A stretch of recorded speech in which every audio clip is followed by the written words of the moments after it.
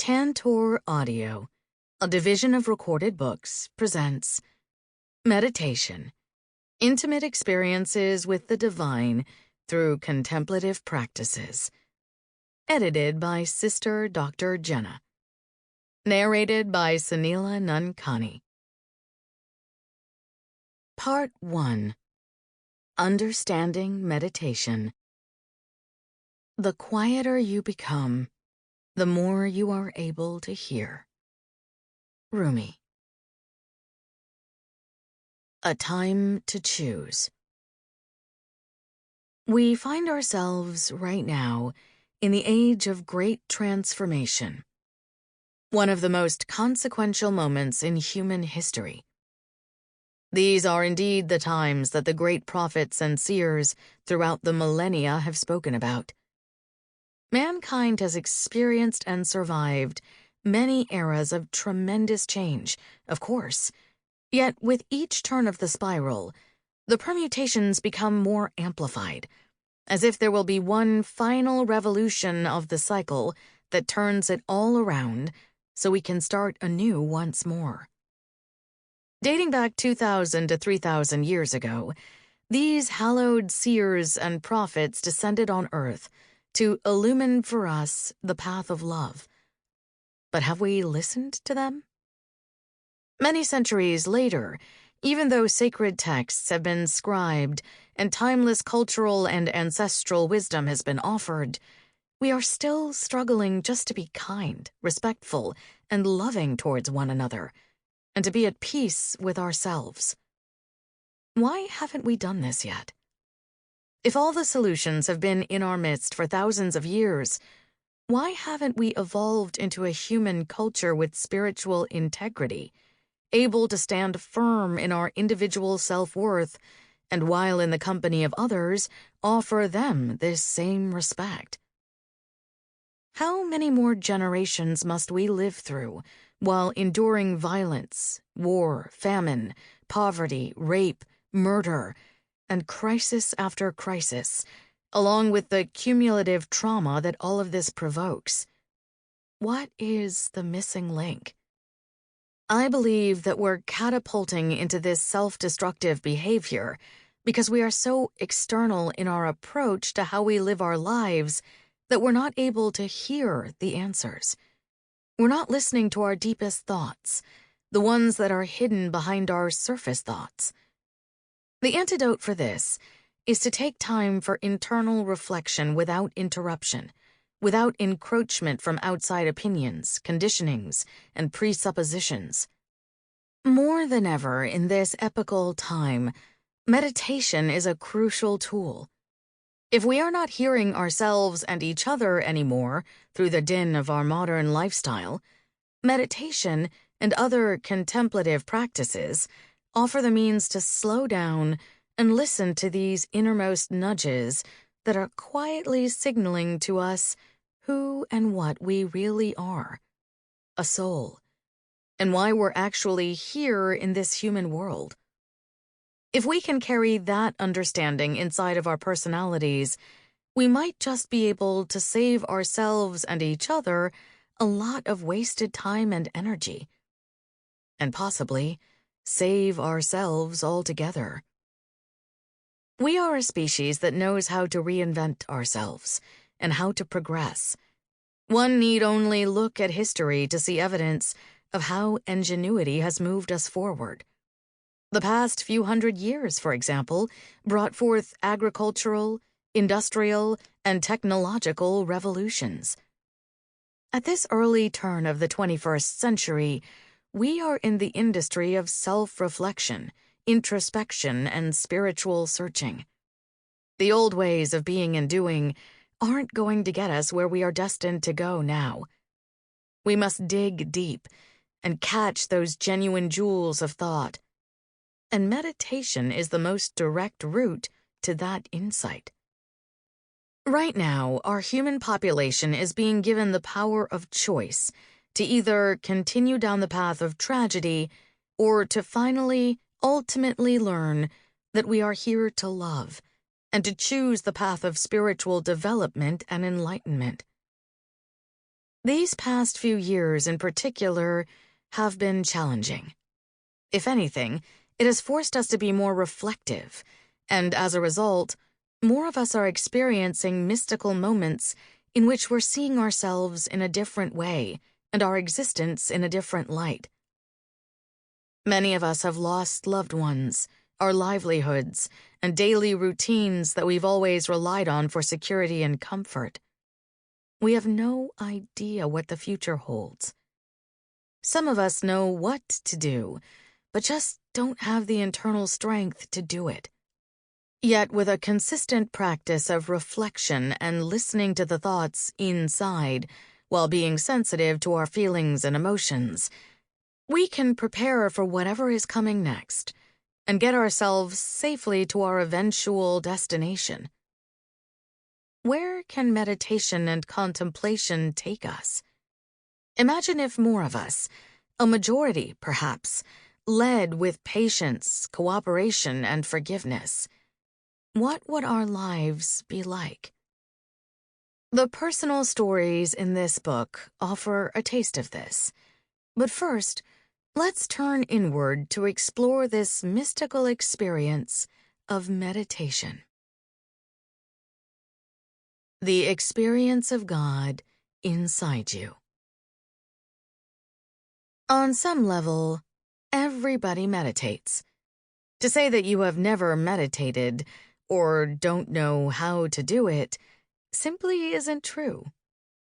Every one of us is naturally wired to have private, quiet, mindful moments in which we spontaneously review our lives to see if there is something better we can reach for. Similarly, we've all had mystical moments that enable us to transcend the ego, greed, lust, the need for security, and other limitations, and experience the divinity within. So the first question I ask anyone who is beginning a contemplative practice is, do you know that you already meditate? Can you remember a moment when you were going through a hard time and turned inward to find the solution?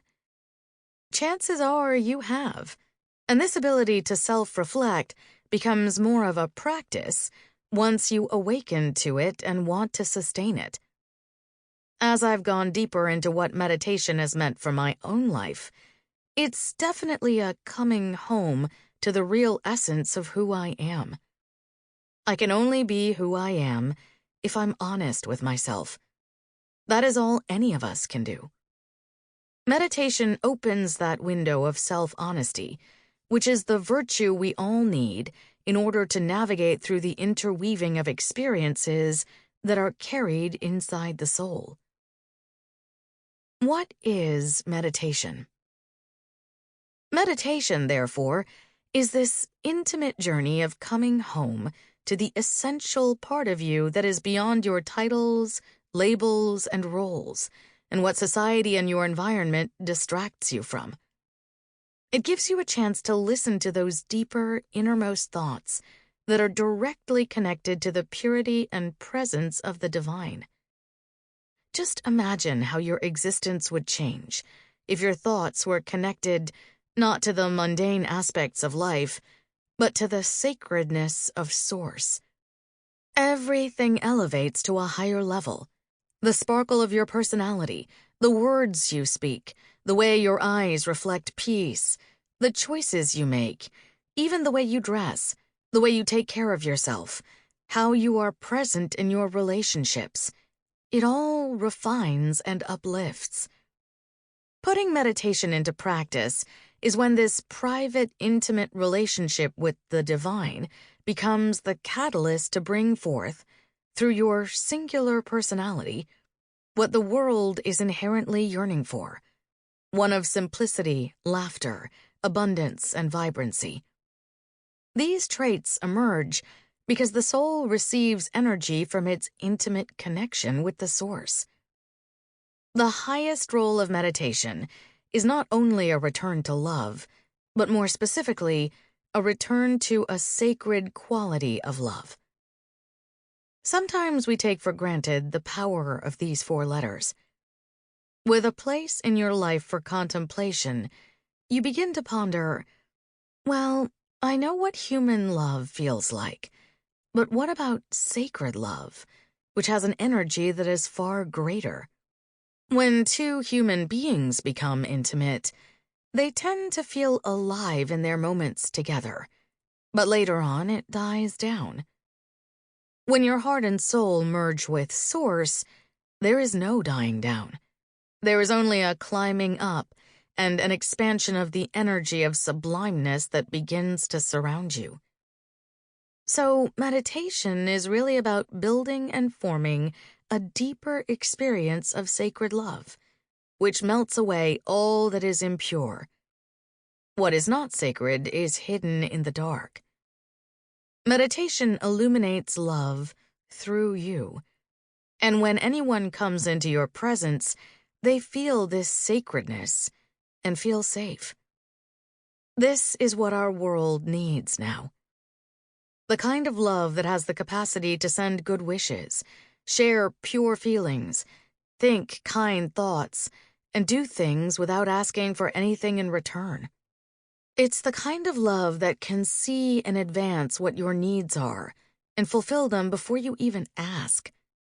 Cultivating this expression of love is perhaps the greatest benefit of meditation, both personally and collectively. Before we go any further, I'd like to clear up a few misconceptions. First, it's important for us to now understand the interpretation of God in a more refined way. You will notice that I use the words God, the divine, source, and other terms interchangeably. I am not referring to a religious God, as in one that belongs to Hinduism, Christianity, Judaism, Islam, or others. We cannot squeeze God into a religion.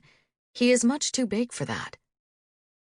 I have dear friends who are high up in the Islamic tradition, the Christian tradition, the Judaic tradition, and we regularly come together and talk. I find that many are attached to the language that's connected to their particular tradition.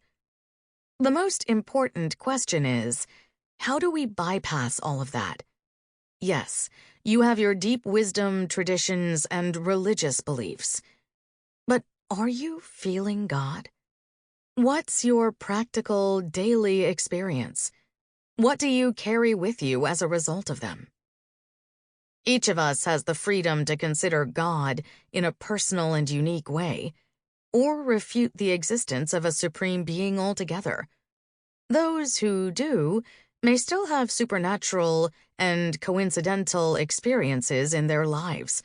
Even atheists can meditate, because I believe they take issue more with the concept of an organized structure that claims to know God and have power over God. This leads to confusion and disappointment, because if God exists, we wonder, shouldn't everything be grand? There shouldn't be war, genocide, hatred, or the suffering of millions of people around the world. But there is. Understanding the energy of God as an unlimited consciousness of love, peace, purity, and wisdom doesn't require a religious context or even a belief system. It requires only an open mind and the bravery to allow your mind to sift through concepts that may seem ineffable. This deeper and more accepting experience of the divine would eradicate much of the infighting amongst even people of faith. If your connection to your Creator is a personal and intimate one, then it doesn't belong to any religion. Maybe an organization, church, synagogue, or mosque doesn't own your contemplative moments for you. For this same reason, I think it's important to break the myth that you need to join a meditation group or study with a particular lineage in order to meditate. There is value in doing so if this is your desire or calling, and having a structure can help to discipline the mind. But it's not required to define yourself as someone who meditates. Now, let's dive deeper into the purpose of integrating this into your life, and what results when you live from this more refined place. How to meditate and why. Meditation will save your life. How so? It gives you the discernment to recognize the thoughts that are true from those that are an illusion. When you can't tell a diamond from a cubic zirconia, so to speak, you can get tricked, be fooled, self-sabotage, and end up with a great sense of loss. Developing the ability to listen to your thoughts, to see where they belong, is crucial. If they belong to the true essence of the self, which is a love that is sacred in you, and if these thoughts are based on the purity of the soul, the direction of your life takes on an entirely different shimmer. I ask you to, again, imagine what your life could be like if you were willing to allow these pure thoughts to come into your decision-making, into the way you maneuver in your relationships, into how you earn and spend your money, or just in the way you interpret life around you. Sit with this for a moment before continuing on to the next section. When your experiences of meditation and contemplation are rooted in this kind of intentional observation and awareness, it's saving your life because it mitigates the struggle. You give up the addiction that life has to be hard and filled with obstacles.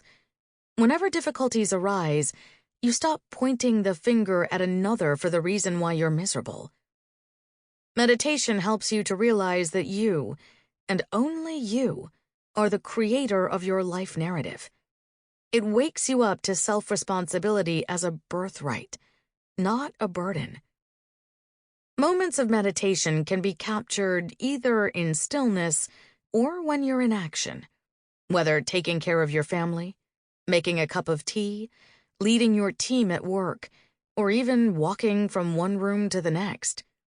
These moments often arise, for me, when I see someone's face in the midst of a conversation, because I'm looking at what's at the base of my intent for speaking my words as it relates to this person in front of me.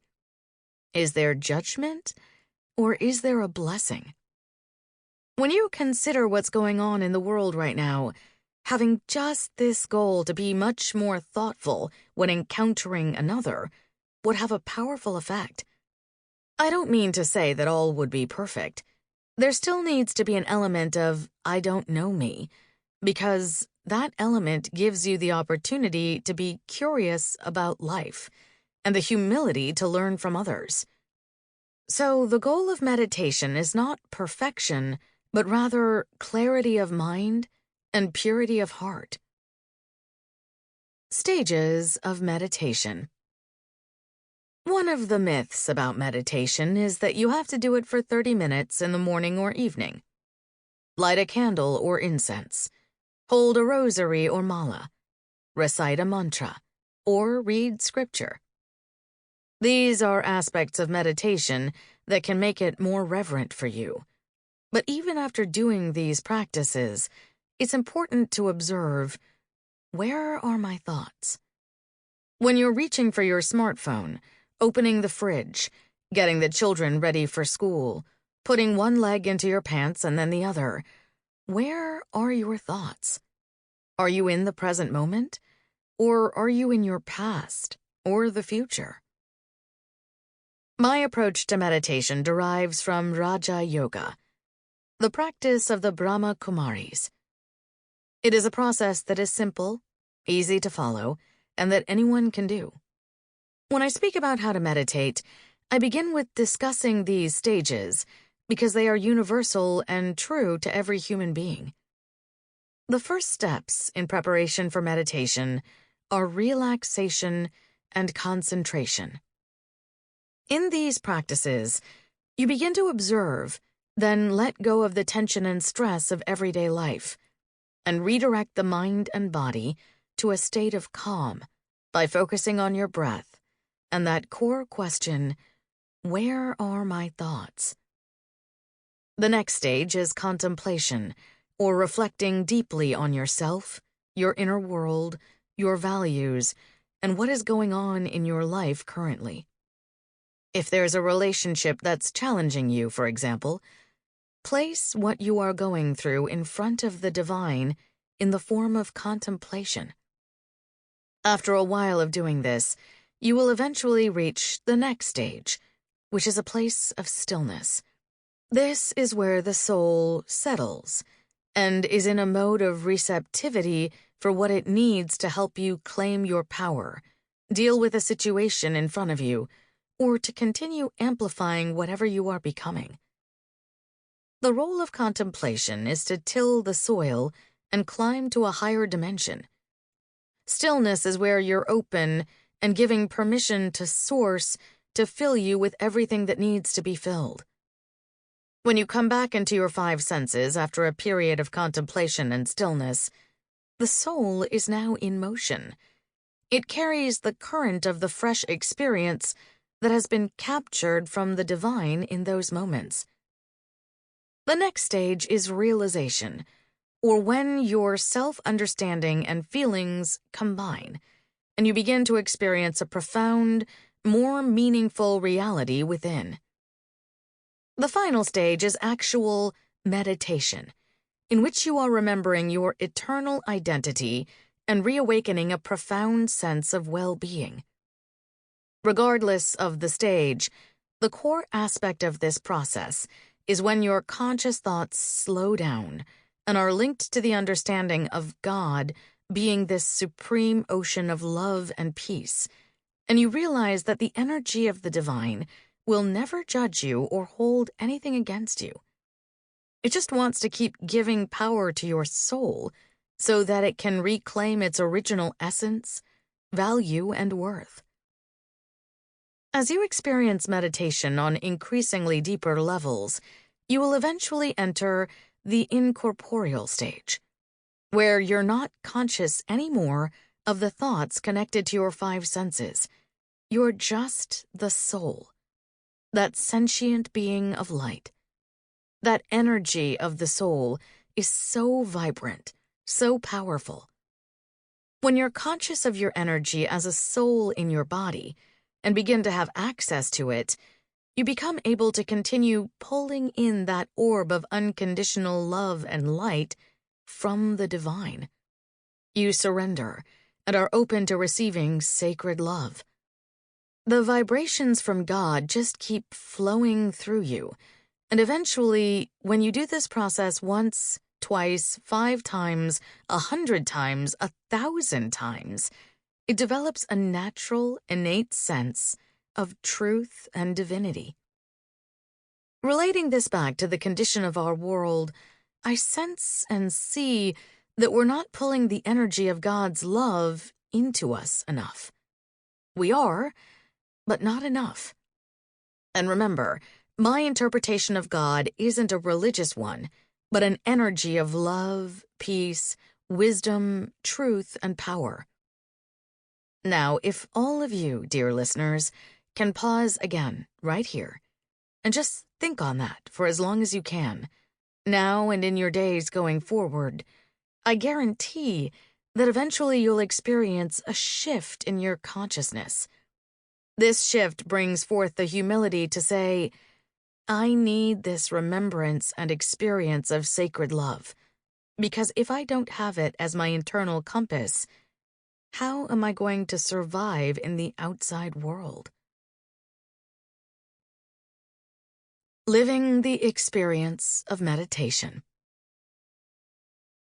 I don't think that many people in my current life know that in my 20s, I owned 2 popular nightclubs on Miami Beach.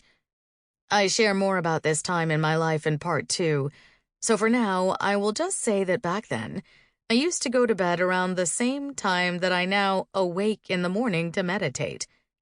We'd close down the clubs around 5 o'clock in the morning, and maybe go for breakfast. Then I'd head home to crash in bed and get up around noon. Every day I'd repeat the cycle, take a shower, get myself ready, have brunch with friends, and hang at the clubs for the rest of the day and night.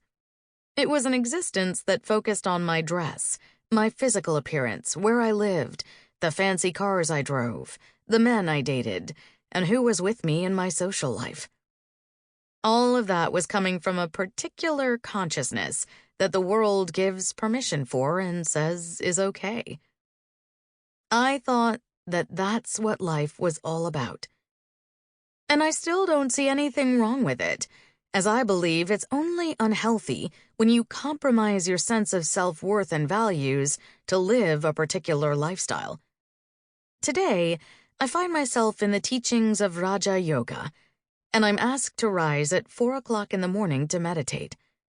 I remember my parents doing all of this during my teenage years and was very inspired by them.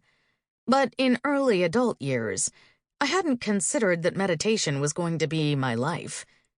Yet something was recorded on my soul about the sacredness of those uninterrupted early morning hours. In later years, I would come to love listening to the soft whispers of God's wisdom in the air every morning at dawn, and I still do. Of course, living the experience of meditation is not confined to a practice or bound by time. It is always a part of you and your thoughts. I have conditioned myself to pause every hour on the hour to just check if I am Om Shanti, which means I am peace, and if I am connected, meaning is the energy of the divine moving me, or are my desires moving me? The Brahma Kumaris call this process traffic control, because it enables you to stop the traffic in your mind and check where you are. You might need to get off this exit or keep going down the path you're on. These traffic light moments keep us on course and give us the ability to redirect if needed.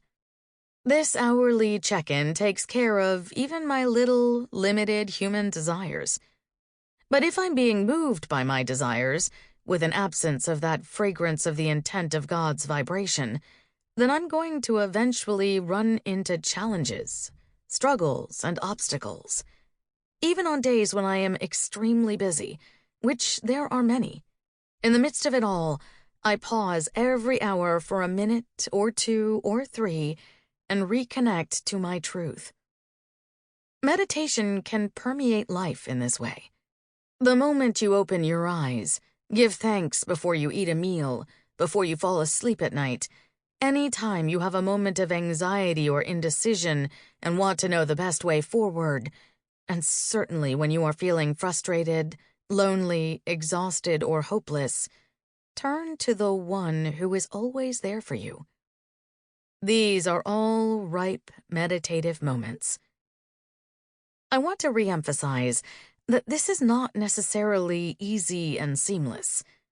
Our souls carry an accumulation of experiences that affect our thoughts and choices. What I can tell you is that there's nothing sweeter than being kind, thoughtful, open, and generous.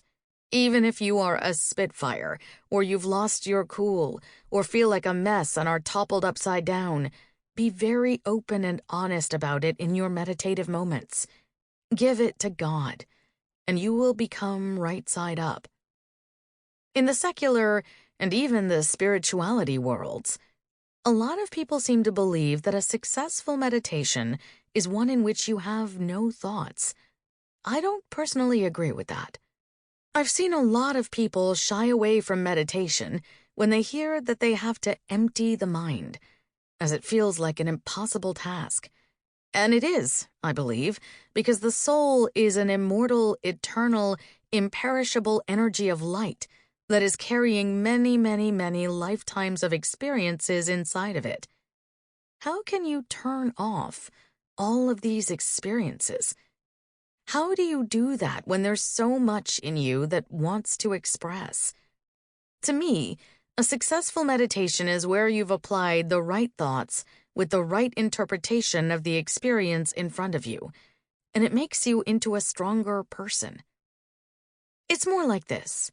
You listen, you respond. You listen again, and you receive. You listen, you respond.